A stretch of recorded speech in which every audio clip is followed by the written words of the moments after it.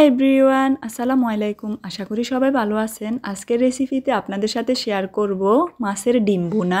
ছোট বড় যে কোনো মাছের ডিম খেতেই অনেক বেশি মজা লাগে। আজকে আমি ইন্দোনেশিয়া মাছের ডিমটা ভুনা করব। অনেকে আবার এই মাছটাকে গোল্ডেন ফিশও বলে থাকে। আমার তো মনে হয় মাছের ডিম পছন্দ করে না এমন মানুষ কমই পাওয়া যাবে।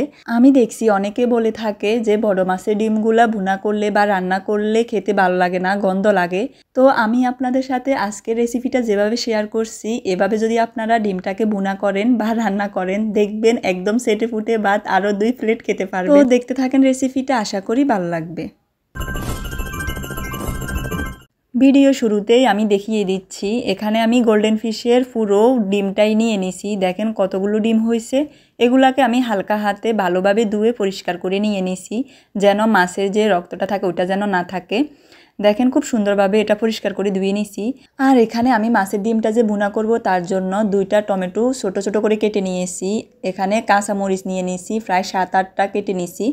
আর আলু নিছি একটা ছোট সাইজের। আলুটাকে একদম চিকন চিকন করে কেটে নিছি। একদম ছোট সাইজের একটা আলু নিছি, আমি ছোট্ট একটা আলু নিছি। এখানে 2টা পেঁয়াজকে এভাবে করে কেটে নিছি একদম চিকন চিকন করে। ডিম ভুনাতে যদি আপনারা আলু দিতে না চান তাহলে এটা অ্যাভয়েড করতে পারেন, সমস্যা নেই। এখন চলে যাব ডিমটা ভুনা করার জন্য। দিয়ে দিচ্ছি একটা প্যানে 4 টেবিল চামচ সয়াবিন তেল। তেলটা আমি কমই দিচ্ছি, কারণ আমরা সবাই জানি তেলটা রান্নায় যতটা বেশি অ্যাভয়েড করতে পারবো ততই আমাদের স্বাস্থ্যের জন্য ভালো। তাই আমি সবসময় চেষ্টা করি প্রত্যেকটা রান্নার ভিতর তেলটা কম দেওয়ার। তেলটা যখন গরম হয়ে যাবে এর ভিতর দিয়ে দিচ্ছি 4-5টা এলাচ, 2-3টা তেজপাতা টুকরো করে দিয়ে দিছি। এখন এগুলাকে হালকা ভেজে নেওয়ার পর দিয়ে দিচ্ছি এখানে পেঁয়াজ কুচিগুলো।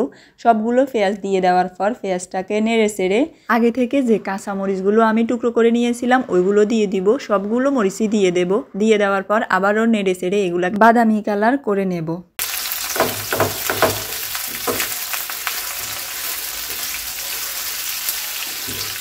চায়ের চামচে 1 টেবিল চামচ লবণ দিয়ে দিচ্ছি।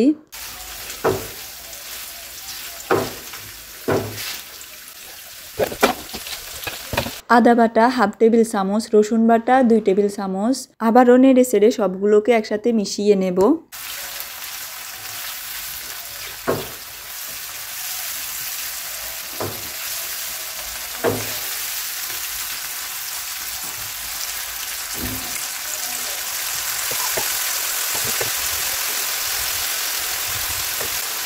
এদিক দিয়ে আমি আপনাদের দেখিয়ে দিচ্ছি, আমি যে ডিমটা নিয়েছি ভুনা করার জন্য ওগুলাকে হাত দিয়ে একদম ভালোভাবে মেখে নেওয়ার পর ডিমের ভিতর যে রগটা থাকে ওইটা ফেলে দিচ্ছি। ডিমটাকে এক সাইডে রেখে দিয়ে এখন মশলাগুলো কষানোর জন্য এখানে 1 কাপ পরিমাণ পানি দিয়ে দিচ্ছি। পানিটার ভিতর এখানে টমেটো কুচিগুলো দিয়ে দিচ্ছি এবং আলুটা দিয়ে দিচ্ছি। আলু এবং টমেটোগুলো দিয়ে দেওয়ার পর এখানে দিয়ে দেব একে একে হলুদ এবং মরিচ। 1 টেবিল চামচ হলুদ দিয়ে দিচ্ছি এবং 1 টেবিল চামচ গুঁড়ো মরিচ দিয়ে দিচ্ছি। জিরা এবং ধনিয়া মিক্স দিয়ে দিচ্ছি 1 টেবিল চামচ। আপনারা চাইলে আলাদা আলাদাও দিতে পারেন, যেমন ধনিয়ার গুঁড়ো 1/2 টেবিল চামচ এবং জিরার গুঁড়ো 1/2 টেবিল চামচ। এখন সবগুলোকে আমি ভালোভাবে একটা হাতা দিয়ে মিক্স করে নিচ্ছি। এগুলাকে ভালোভাবে কষিয়ে নেব।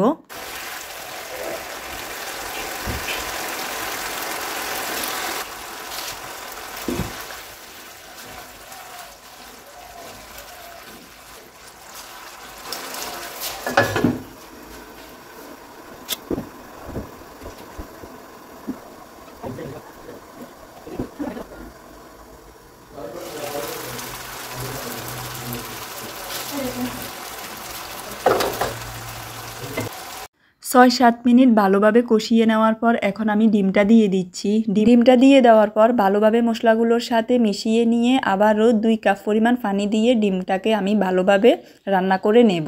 অবশ্যই চুলার আঁচটা মিডিয়ামে রেখে ডিমটাকে রান্না করতে হবে।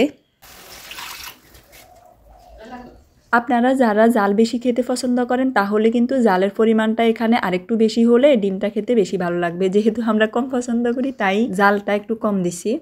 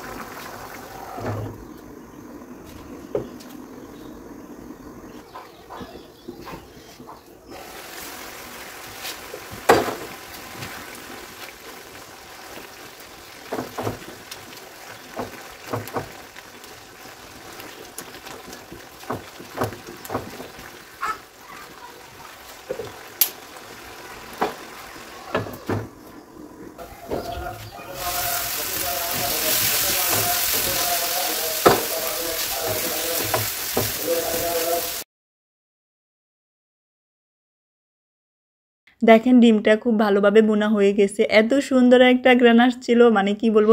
এখনই কিন্তু গরম গরম ভাতের সাথে এই গরম গরম ডিমটা খেয়ে ফেলি, কিন্তু যেহেতু এখনো ভাতটা হয় নাই তাই কিছুক্ষণ অপেক্ষা করতে হবে। এখন আমি একটা বাটিতে খুব সুন্দরভাবে পরিবেশন করে নেব সবাই মিলে খাওয়ার জন্য। দেখেন, জানি না আপনাদের কাছে দেখে কি মনে হচ্ছে, এত মজা ছিল ডিমটা, মানে কি বলবো। আপনারাও চাইলে এভাবে মাছের ডিমটাকে খুব সুন্দরভাবে ভুনা করে নিতে পারেন। এটা সত্যি অনেক বেশি মজা, এটাতে কোনো গন্ধ বা কোনো কিছুই নেই, খেতে অনেক বেশি মজা ছিল। ডিমটা ভুনা করতে বাড়তি কোনো উপকরণের প্রয়োজন হবে না, আপনার হাতের কাছে কিছু মশলা দিয়েই এই মজার ডিমটা তৈরি করতে পারবেন। তো সবাইকে ধন্যবাদ এতক্ষণ রেসিপিটা দেখার জন্য। আল্লাহ হাফেজ, আসসালামু আলাইকুম, ভালো থাকেন সবাই।